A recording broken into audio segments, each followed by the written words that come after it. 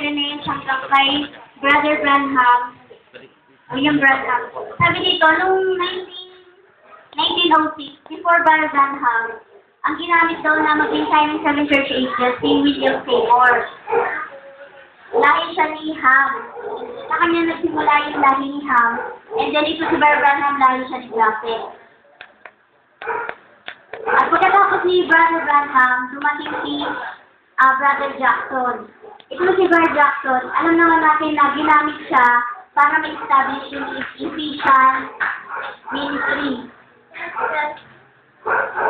Ephesian. Fivefold ministry. Ephesian fivefold. Sabi daw, nung dumating kay Brother Branham na nagmensahe yung seventh angel, Revelation 6, ito angel.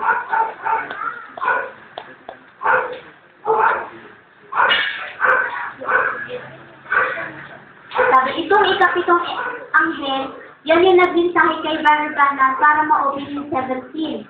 Sabi niya, before ma-break yung 17, mayroong lalabas na thundering. So, nung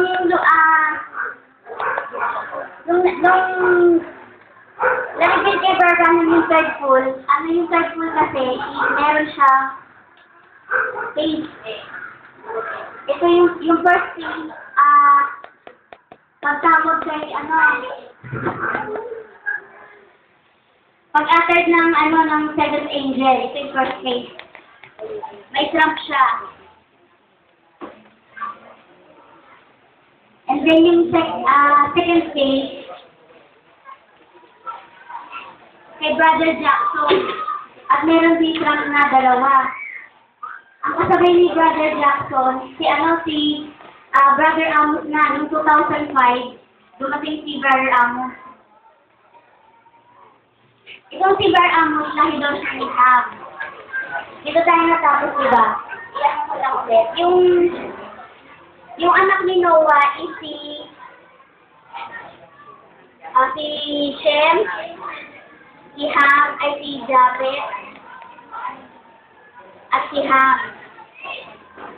So, yung ibig sabihin daw, itong tatlong to, yung three, ibig sabihin is perfection. At kinuha din ni Brother Amos yung pangalan ni Abraham kasi may pangako doon. Yung Abraham na ginawang Abraham.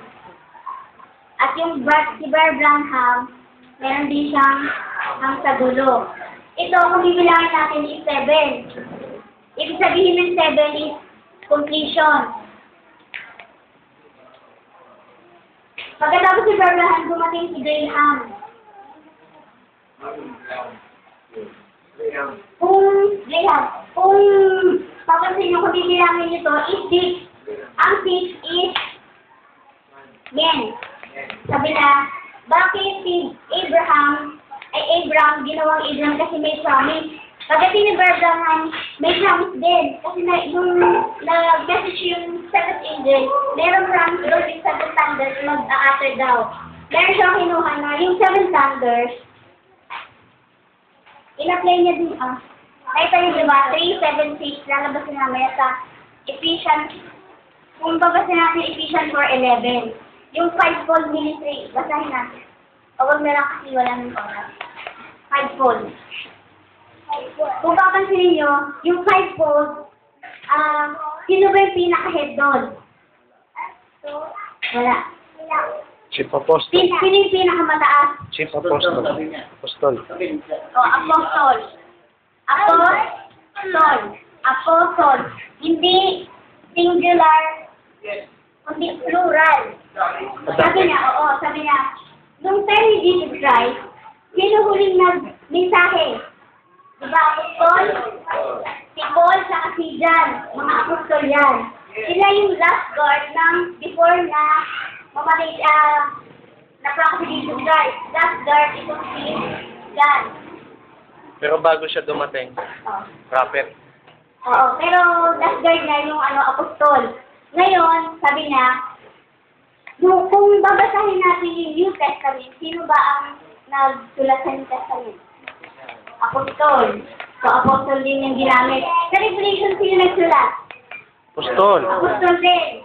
So, gagamitin dito sa huling panahon, seven thunders, is apostol. Seven apostol din. Ang seven thunders is seven apostol. Seven apostol. Kaya, seven apostol.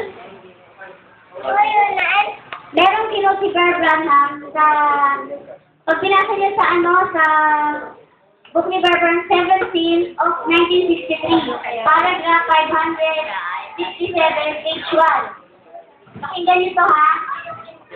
Makinig kayo. Now, what is great secret is that lays beneath the seal. I do not know it. I couldn't tell it what it said, but I know it was then seven thunders uttering themselves right close together, just banging seven different times.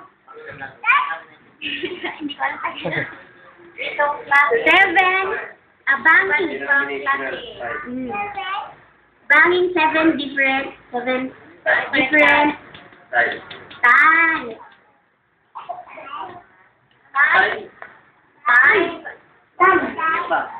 Banging, parang makapagpapulit.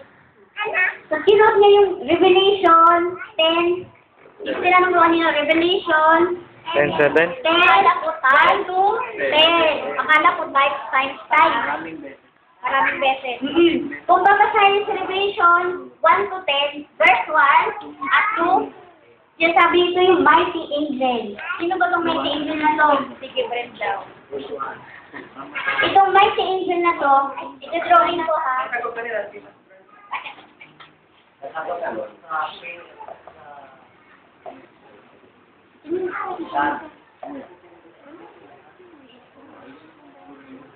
Mighty yan, ha?